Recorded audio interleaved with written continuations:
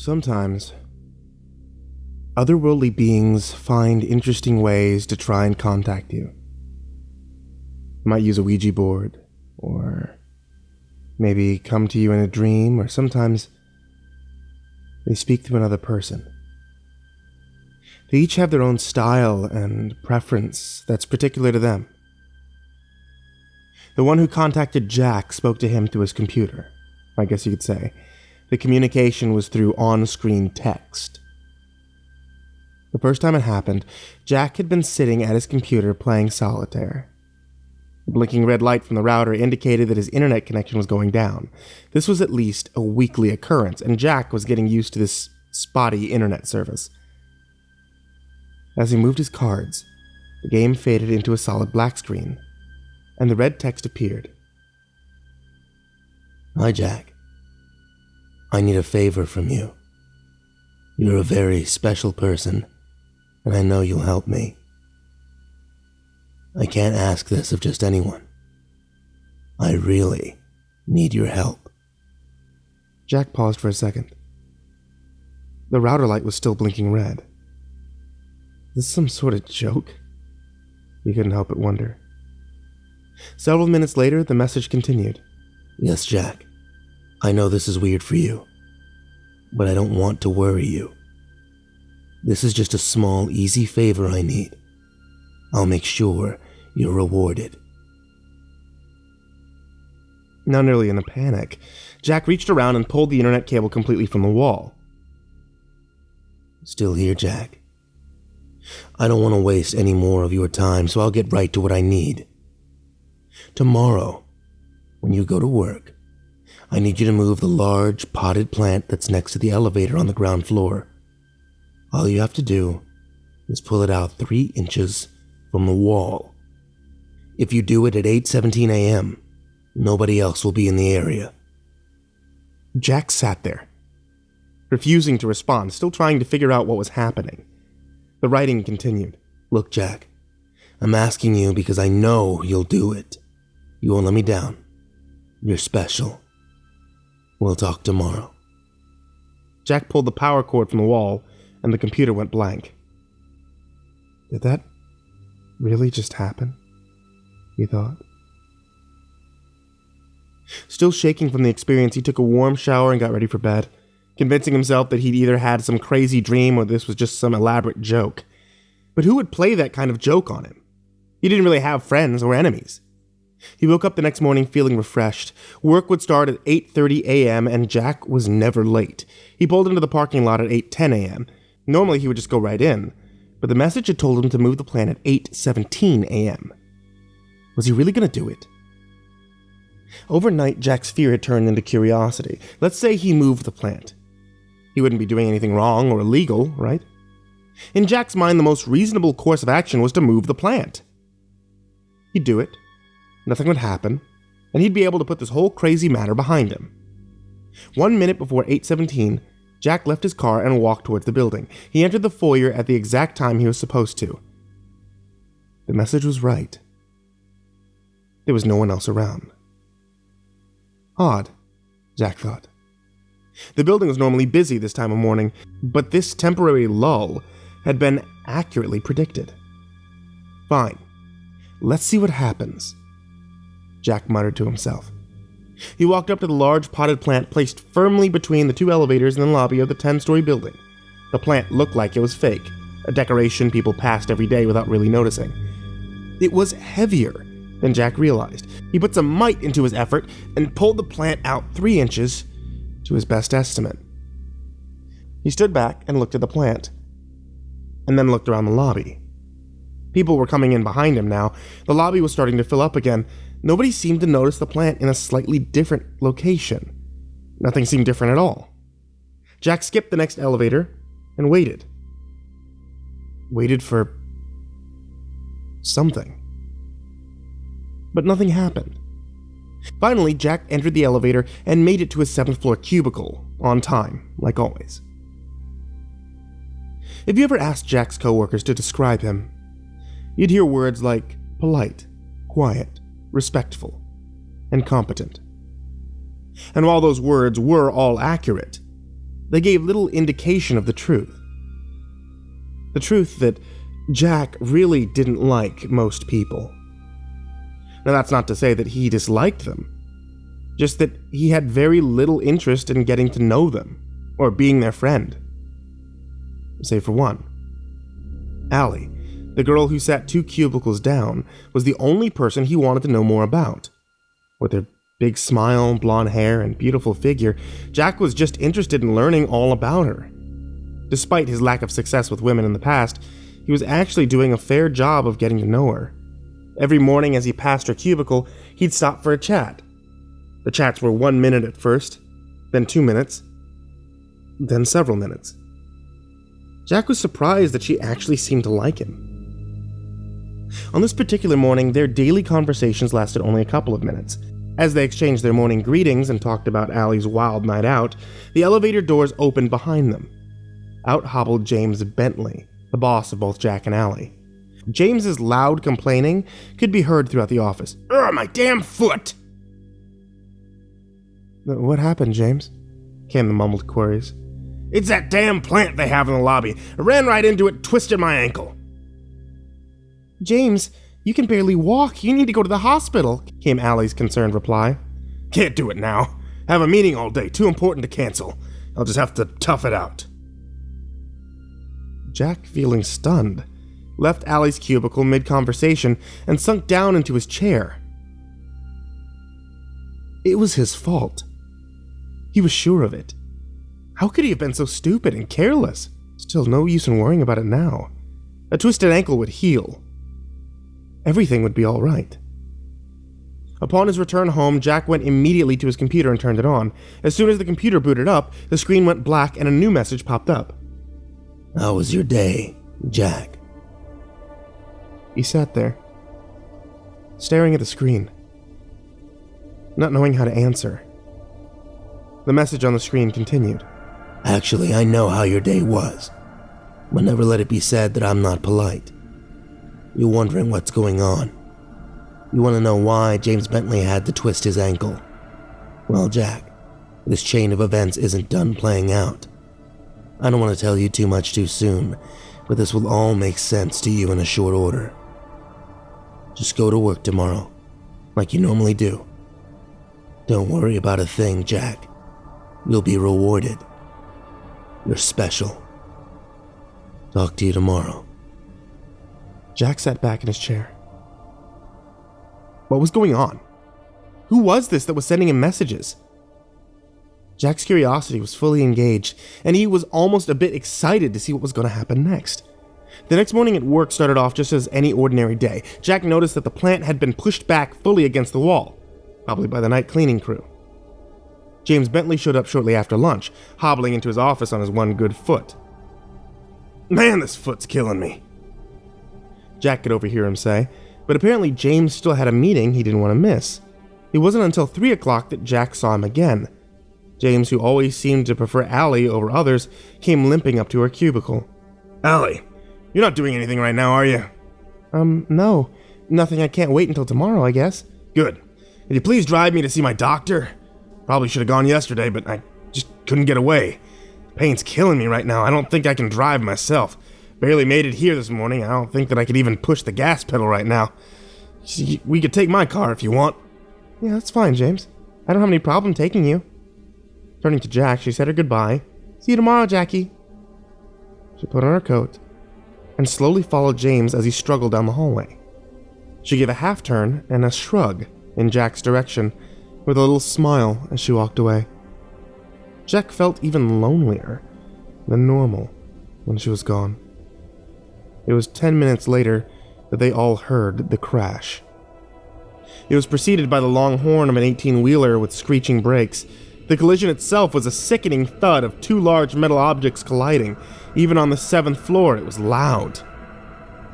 The office workers gasped and ran to the windows. "Is that James's car?" one of them asked. "Hard to tell from up here," someone responded. "So banged up." The horrifying implication of what just happened came to Jack immediately. No, he thought. That can't be true. Shaking all the way, he ran to the elevator and went to the ground floor along with several others from the office. Some of them were crying. As they joined the growing crowd around the scene of the accident, Jack could hear the far-off sound of emergency sirens. Looking past the gawkers, he could see that the 18-wheeler had hit James's car's broadside. Its driver had been thrown out into the pavement where he lay motionless. James was sitting in the passenger seat of his car, motionless but with a surprised look on his bloody face. Jack couldn't tell if he was alive or dead. The driver's side, where Allie was seated, had taken the hit. The space she had occupied had been compacted to a third of its original size. Allie's head was smashed open, and her twisted body was broken and battered. The crowd was stunned. Tears, screams, sirens. That was all Jack could hear.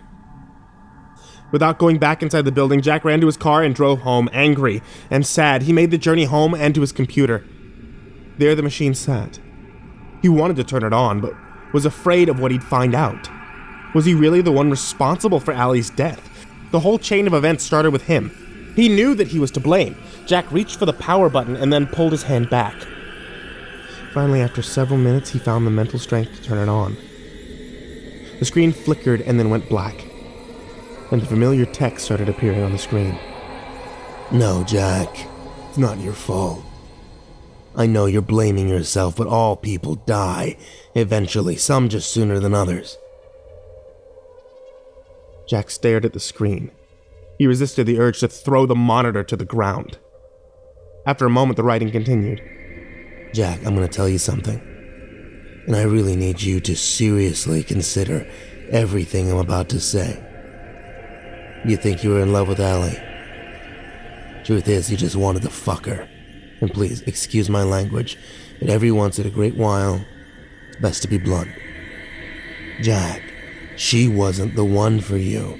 She would have made your life miserable. Yeah, you would have eventually found the courage to ask her out. She actually was interested in you. She thought she'd make a good project. Sad really for her, not for you. I want you to think back to all the things she told you. Why did her last boyfriend break up with her? Because she cheated on him, Jack mumbled under his breath. Because she cheated on him, Jack. Same thing she would have done to you. She would have made you happy for about 2 months, then miserable for the next 4 years, sneaking around, laughing at you behind your back, spending all your money. Once you finally got rid of her, you would have been so jaded that you'd never date again. This is true, Jack. I see all future possibilities, the ones that come to pass, and the ones that don't. You've seen how she really is, Jack. But you let your lust for her blind you to the truth. Together, you and I have made sure you avoid that path. One more thing, Jack. This isn't done playing out yet. There's more to come. No, fuck you! You killed her! Jack screamed and threw the monitor from the desk. It landed on the floor and sparked out. Jack barely got any sleep that night. And the next day he wasn't sure he was going to go to work, but the last words he'd been told had piqued his curiosity, and his anger had somewhat subsided. No work was done that day at the office. The company brought in grief counselors. People shared their thoughts, they cried, they hugged.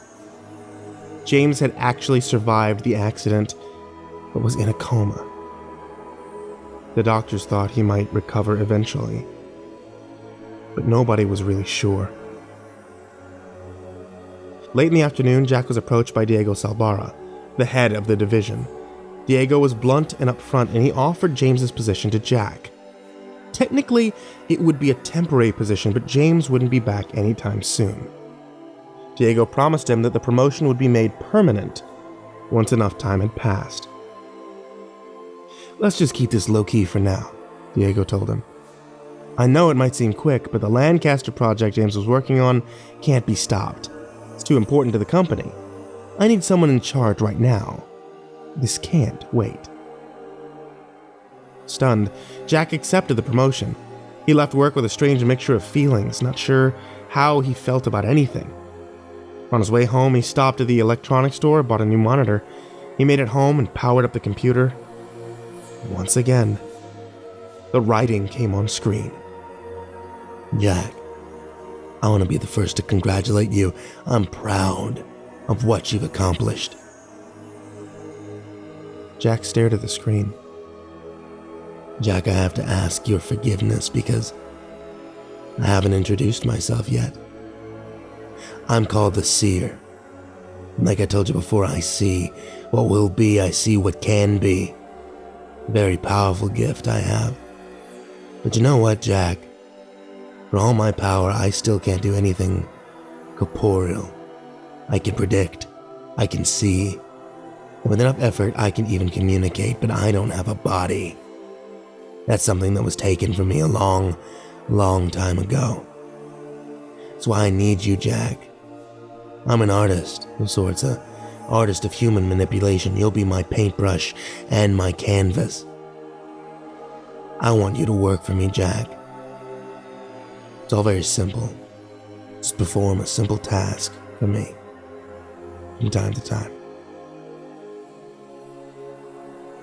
Jack was becoming more and more curious. And Jack, before you give me an answer, I want you to know a couple of things. First off, I'll never lie to you. Secondly, I'll never ask you to do anything which, taken by itself, is wrong or illegal. Yeah, bad things will result, and sometimes people will die. But they're gonna die eventually anyway, right, Jack? And the bad will always be balanced out by something good happening to you. Jack winced at this last idea. But he fought the urge to turn the computer off. The Seer was right. Everyone would die eventually. Why not let something good come of it? What about never lying to him? If he'd known at the time that Allie was going to die, he'd never go through with the original favor. But as he thought more about it, he realized the Seer hadn't lied to him, but had only withheld information. Still, Jack wondered if he could trust the Seer. Work with me, Jack. Together we'll make incredible things happen. I'm just asking you to perform little tasks from time to time. But these little tasks will have great consequences. It's the beauty of my art. One single task produces something bad and something good. Oh, one last thing, Jack. I can see you are having trouble with this. If I stop talking to you right now, take you about 2 weeks to decide to join me. You know what, Jack? You would join me. Right, you're gonna say yeah.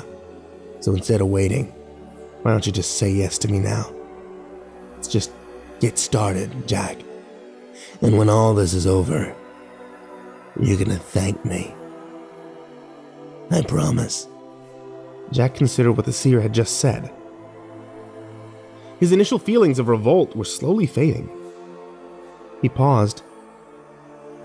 And for the first time, he placed his fingers on the keyboard and responded directly to the Seer. What do you want me to do next?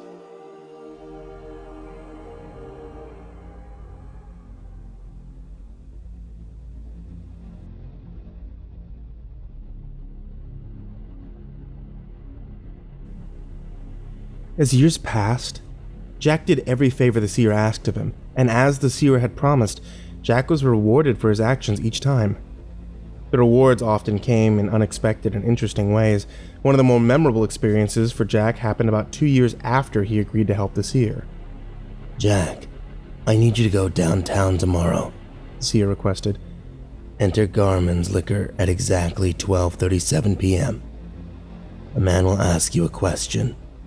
The answer you're to give him is 27. As always, the Seer's instructions were simple and direct, yet mysterious. The next day, as requested, Jack entered the store. In front of him, a burly construction worker was at the counter filling out a lottery payslip. Let's see here, Says the construction worker. My wife's birthday, that's the 24th. My kid's ages is 2, 10, 13. The man scratched his head and looked around, zeroing in on Jack. Hey, buddy, I need another number. You got one for me? Jack smiled. 27. Really? I was thinking about putting like 35. You know what? I like your face. Let's go with 27. That, The man completed his slip and paid for his lottery ticket. See you, pal, he said happily as he patted Jack on the shoulder on his way out of the door. Jack tried not to put any more thought into what would happen to this man. Just let these things play out, Jack. You'll never guess how things end up, so just let yourself be surprised. The seer had advised him. And still, it was impossible not to wonder about these things from time to time. He knew, considering the way the seer worked, that there was no possible way that he'd actually help this man. But giving him a losing lottery number? That was too simple for the seer. And he couldn't imagine he'd actually given him a winning number. So that's how Jack was surprised. When 2 weeks later he ran into the same man again, and this time at the grocery store. Hey, buddy, it's you! I remember you, check it out! I won! Indeed, the man looked like $1 million, wearing new clothes, new gold watch, and a big goofy smile. The man walked right up to Jack. I didn't think I'd ever see you again, but I'm glad you're here. I could have never won without you. Hey, let me buy these groceries for you. No, wait, that's not good enough. You're my goddamn lucky charm. All right, always gotta treat people right. That's what my mom says. Reaching into his pocket, the man removed his checkbook and promptly wrote Jack a check for $10,000. It's the least I can do for my good luck charm. After thanking the man and feeling a bit confused by the whole thing, Jack raced home to his computer. After turning it on, the seer's writing appeared on the screen. Well, Jack, how does it feel to be $10,000 richer?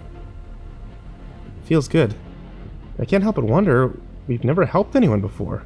Why was I starting now? Zack asked the question with a tinge of guilt. He never liked to admit that people were being hurt by his actions, but in this case, his curiosity overwhelmed any latent feelings of guilt. Oh, Jack, we haven't helped anyone before. Yeah, that man is happy now, but he'll have lost every last penny within 2 years. You saw it for yourself. He just gives money away. Old friends, old relatives, they're all gonna come asking for money. And there will be some very bad investments as well. The stress of losing everything is going to cause his wife to leave him. She'll take the kids too. He'll be alone and broke. A ruined man who would have been much better off if he'd never won. You needn't feel bad, Jack. It's the man's own stupidity and greed that will do this to him. Jack felt some regret, but the seer's rationalizing and focusing on his own reward always put him at peace in the end. Through the years, no two tasks were alike. Sometimes the effect of his actions were direct and easy to see. Other times, they caused a chain reaction so complex, they simply couldn't follow it. Go to the county administrator's building. Park in space number 43 at 4:47 p.m. Came one such request. Jack did so, and 2 months later he met Donna, with whom he'd fallen in love and ended up marrying. He wouldn't have even known the two events were even related if he hadn't asked the seer about it. Jack, when you parked in that space, you caused the person who would have parked there to park in a different space, but she bumped the car next to her. She barely made a scratch, but she called the insurance agency anyway, causing him to leave the office late. He missed his train home, and while waiting for the train, he was mugged and stabbed. He'll never fully recover. The muggers took his credit card and used them. And Jack, I could keep going with this, but there's another 23 people involved.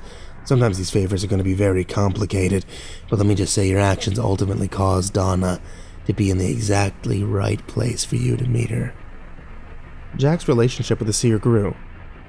Though remaining mostly mysterious, the seer divulged enough information over time so that Jack could get a generalized understanding of the seer's history. From historical references, Jack knew the seer was thousands of years old. When still alive, the seer had been a powerful fortune teller and artist who foretold futures happening through paintings. A foolish king who misinterpreted the seer's predictions and lost a battle as a result had the seer executed. Unencumbered by his physical senses and existing in a lonesome void, the seer's abilities expanded exponentially, finally learning to communicate with the living. The seer began reaching out to those who would respond, including Jack, and of course, the seer knew everything about Jack. In all, it was as much of a relationship as one could have with a dead person. And Jack was grateful to the Seer too. He had a nice job, a nice house, a beautiful wife, and people respected him. He was happy, which is something he never really felt before the Seer contacted him. 12 years in total passed. 12 good years for Jack. Task after task was completed, usually about one every month. Jack, sitting in the office of his large rural home, was contacted by the Seer once again. Hi, Jack. I have a favor to ask of you. This one's the easiest one yet. You don't even have to get up. Call Ringo's Pizza in exactly 2 minutes. Let the phone ring 3 times. Then you can hang up. Jack smiled. Nice and easy. He no longer wondered about how these tasks would play out. He trusted the Seer and simply did as he was told. Jack made the call exactly 2 minutes later. The quietness of the household was broken 30 minutes later by the ringing doorbell. That's odd, Jack thought. Neither he nor Donna was expecting anyone. Jack looked out the peephole and saw a pizza delivery boy. The logo on his cap said, Ringo's Pizza. Jack opened the door. "Here's your pizza," said the boy as he thrust it into Jack's hands. But I didn't order this," Zack argued. "Look, I don't give a damn if you ordered it or not.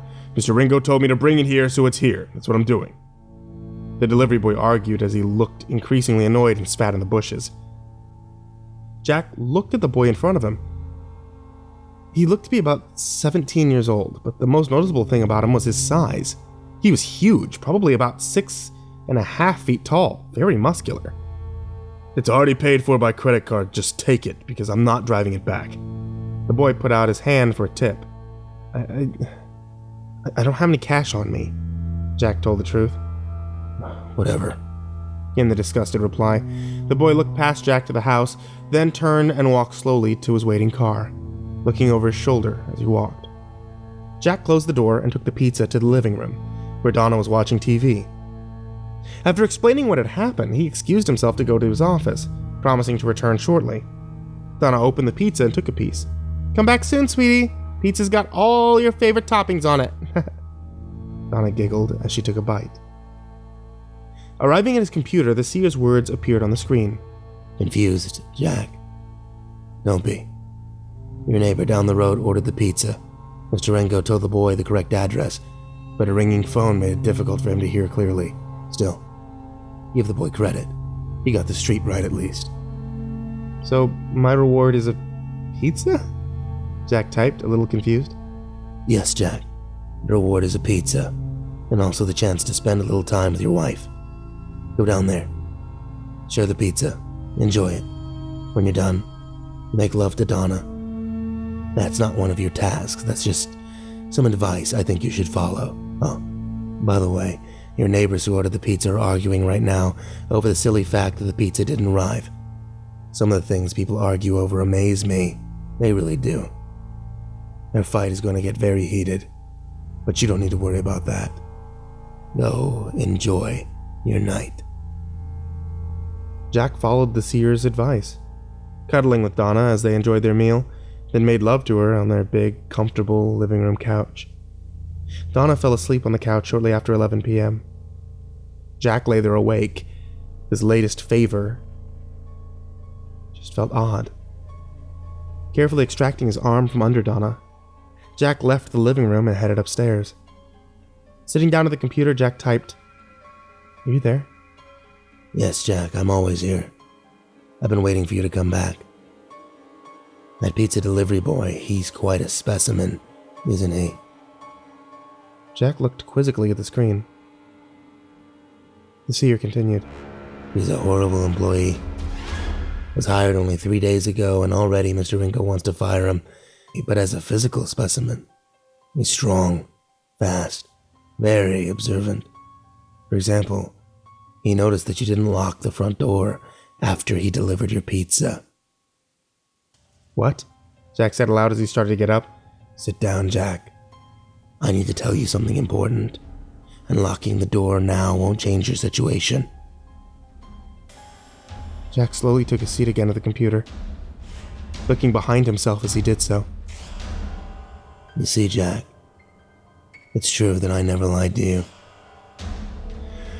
Everything I told you is 100% honest, but yes, I withhold certain facts from you. You see, I told you that every task causes something bad to happen to someone else and something good to happen to you, but here's the third thing. There's an ultimate goal that each task is working toward. Remember Allie? Of course you do. What you probably don't remember about her is that she was helping to pay her brother's way through college. When she died, he had to drop out. He was going to be a great psychologist, but now he works in a factory instead. They're really too bad for our pizza delivery boy. He could have used a good therapist a few years ago, but that good therapist wasn't there for him. Instead, he got some Freudian quack. And remember our lottery winner? Yeah, you do. He was a neighbor to our pizza boy. After he lost all of his money, of course, he beat the boy senseless after the boy jumped into the street in front of his car. Quite a traumatic memory for our young lad. And his mother? Oh, didn't care about that incident. Didn't protect the boy at all. She couldn't. Not after using all the drugs given to her by her boyfriend, who happened to be one of the muggers who robbed the insurance agent. He bought the drugs with the money he made from the robbery. Do you see now the scope of my artistry? Jack sat, glaring at the monitor. He wanted to get up to check Donna, but he was too scared to move. The seer continued. Jack, you've done over 100 tasks for me, and each one has served an ultimate purpose: to psychologically destroy this boy, turn him into a monster, bring him here tonight. Don't you see, Jack? This involved tens of thousands of people and billions of possibilities. If you had failed to complete even one of the tasks, the whole chain would have collapsed. This is orchestrated by me, set in motion by you. Together we've done something wonderful. This is a masterpiece of human manipulation. Our masterpiece. And it all begins and ends with you, 2 perfect points in time. Tonight. Wrong address. No tip. This poor boy finally snapped. He's downstairs right now. He's slitting Donna's throat at this exact moment. Jack could hear a short, muffled scream coming from the living room, followed by a gurgling noise. Jack screamed and stood up, starting to run downstairs. Jack, stop! The voice startled Jack. It was inside his head. For the first time, the seer was talking to him directly. It was a pleasant voice. A feminine voice. You can't do anything. She's already gone. He'll be coming for you shortly, and you can't stop him. But why? Jack cried, with tears welling up in his eyes. It's not an artistic masterpiece if it doesn't begin and end with you, Jack. Her voice was soothing. I want you to appreciate the fact that I'm talking to you directly. This requires all of my energy, and as a result, I'll have to rest for several years before I can contact anyone again. That's how special you are to me. Please don't feel bad about this, Jack. I want you to take a moment and enjoy our accomplishment as I do. Do you know what, Jack? If I never contacted you, you would have lived for 85 years. 85 boring, meaningless, and bitter years, and when you died, nobody would have been at your funeral. I gave you 12 great, meaningful years. You were happy, and together we did something beautiful, something unique. Jack paused for a moment and considered his 12 years of happiness and his tears of sorrow mixed with his tears of joy. He turned and looked at the computer while behind him the massive hulk of the demented delivery boy appeared in the doorway, a bloody knife in his left hand. On the screen, the last words from the seer appeared. Don't you have something to say to me, Jack? Jack wiped his tears and absorbed everything the seer had just told him. As the Hulk started stepping toward him, Jack mouthed his final words. Thank you.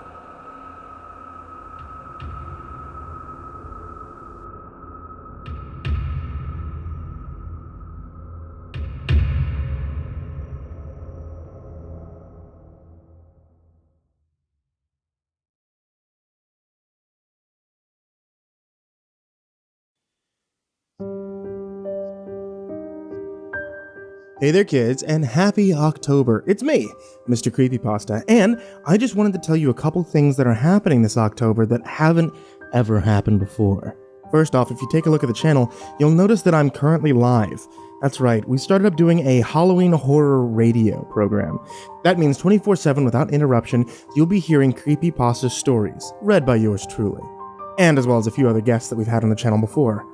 The other thing are Halloween exclusive t-shirts. These t-shirts are available in the Mr. Creepypasta link down below in the description. Actually, at any point if you want to check out the description, feel free to scroll down and see what kind of cool stuff's going on down there. Oh, and of course, the Halloween countdown starts on the 18th. Look forward to seeing you all. And sweet dreams.